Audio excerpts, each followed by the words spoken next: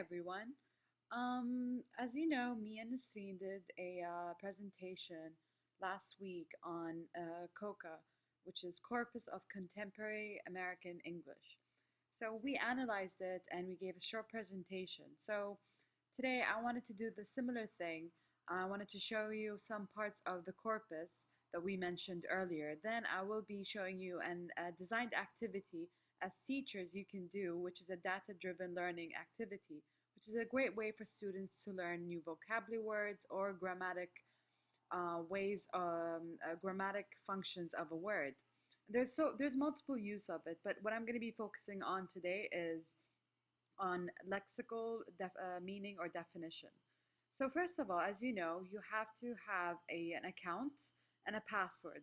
And that's actually very beneficial because you get to have an option to search as many words you would like. While if you are not a user, you're eligible to a certain amount. And one good thing about this corpus, of course, it's for free because majority of corpuses that are available out there are actually really expensive.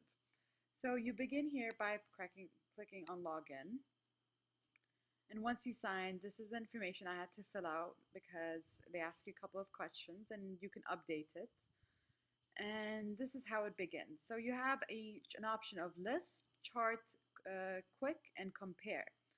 So for list, you can, for example, today, my activity, I'm going to be focusing on two words, frustrated and frustrating.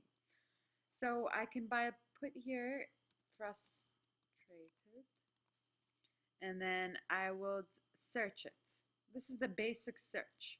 You would get frustrated, and you can see the frequency here. And if you're curious about the frequency, one good thing about COCA, it gives you the different frequency. The frequency is used in spoken language, as you can see here, in fiction, magazine, newspaper, academic. So since I'm a teacher, I'm going to be looking at it in academic, how it's done, and you just click on it. And you can see how amazingly it just opens another section. It's very simple and it generates really fast. I'm assuming less than 3 seconds, couple of seconds. So that's really one good, amazing thing about Corpus, that you don't have to wait a long time for it to upload. And as you can see, there's a sample of 100, 200, 500 and 1000 and so on. So you have a great option. So definitely you will find something. So you can see here, it gives you how samples of sentences you would find with the adjective frustrated for what I'm looking for. So as you can see here, it's all academic and it tells you where they got it from. So it's good to keep in mind is like an education system or American secondary, where it's used. Like here it's Middle East if you're looking to look for something, or in mechanical engineering. And as you know how there's like jargons in English jargon, and so it might be used in different ways. So you can just focus on what you want in the field of the area you're looking for. So one great thing is, since you want maybe 4 or 5 samples, if you're going to be doing a data-driven learning activity, which I'll show you in a minute, it is kind of hard to copy paste back and forth. But Corpus made it an easy option for us by highlighting, just simply clicking on it. And for example, I want this one. I'm just randomly selecting just to show you how to do a list. So then you go to create new list.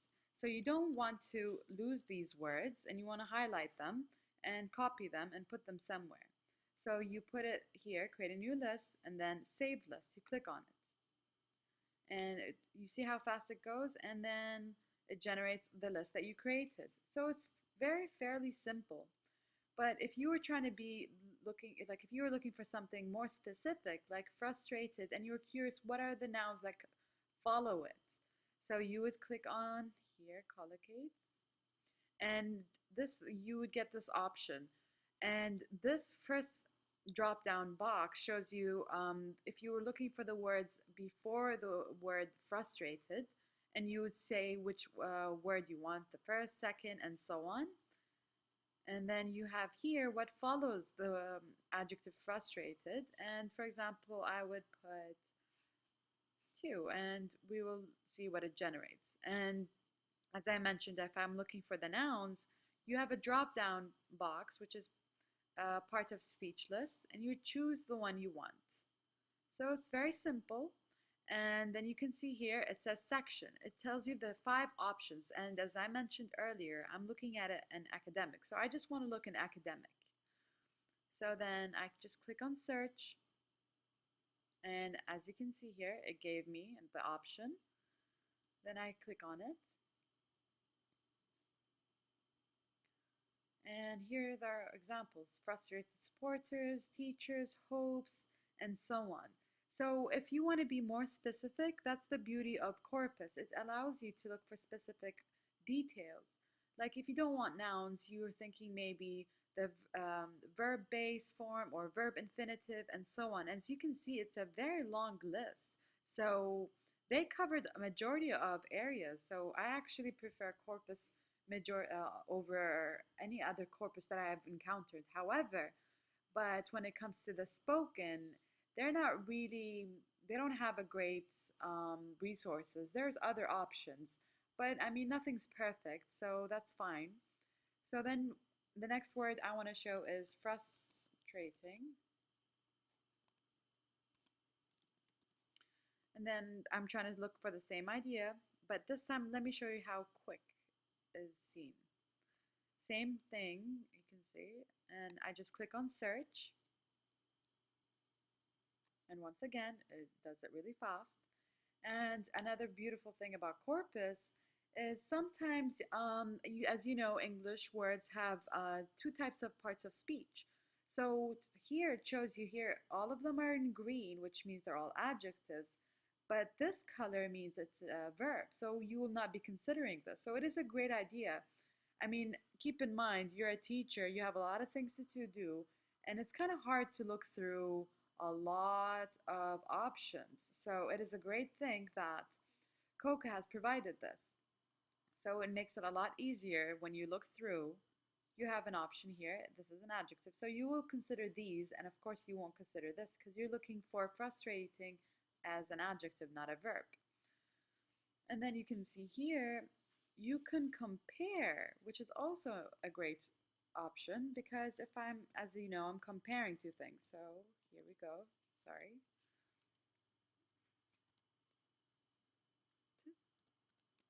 Sorry about that. Okay. So then we'll search. I guess this time it took, oh, I guess some error. As you can see, I guess there are some errors. Okay. So let's see the relevance, frequency, mutual info. And let's try searching it again.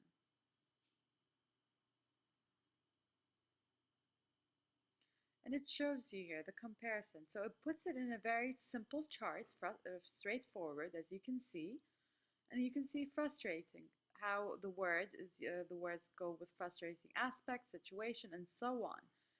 And it gives you how it is frequently used comparing to the second word, which is frustrated. And then you get the list for frustrated, the collocations of it, hopes, students, ambitions, students, and it gives you the comparison. So it is actually great for students to see this. So a student can do this on their own time, or a teacher can do an activity for her students or his students, which I've done. And I'm going to show you right now, as you can see. Here we go. So data-driven learning, which Corpus also is a great way to do activities on this, is by looking at what we earlier saw, which is something similar from this. So remember how we did a list? I showed you how to do a list. That's the same thing.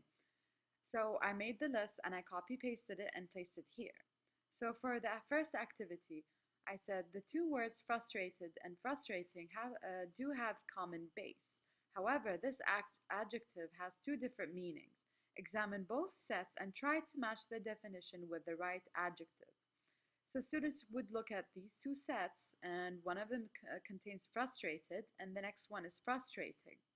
Once they look at it and examine it further, they have to be like word detectives, basically. And then they would have to match set 1, the following with the correct definition and set 2 with the correct definition. Of course, this is all done by them doing it by observing it.